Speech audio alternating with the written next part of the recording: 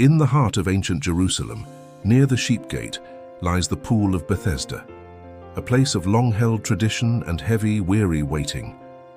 Greetings, brothers and sisters. I am Pastor Samuel John. Today, we look at a story of a miracle that defies time and human limitation. John chapter 5 tells us of a certain man who had an infirmity for 38 years. Think of that, nearly 4 decades of helplessness. Surrounded by many others seeking a cure, he was abandoned and alone. His eyes were fixed on the water, waiting for a movement that never came. But into this place of despair stepped the King of Glory. Jesus saw him lying there and knew his long history of suffering. Jesus asked him a question that seems simple, but pierces the soul. "Do you want to be made well?" The sick man replied, "Sir, I have no one to put me into the pool when the water is stirred. Others step in before me." He was looking at the water, but he was talking to the Creator of the seas.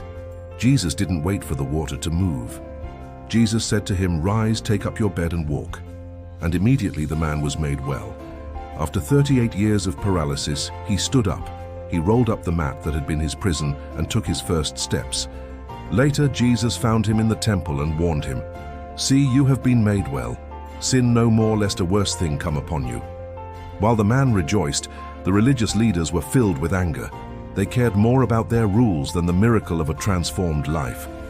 But Jesus' power is greater than any opposition. He came to give life, and that life is found in the shadow of the cross. Just as Ezekiel prophesied, God can breathe life into dry bones.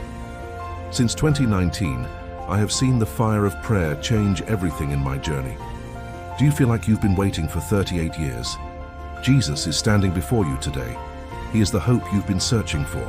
Repent, believe, and receive your healing. Visit us at logimh.com or reach out through our social handles. God bless you.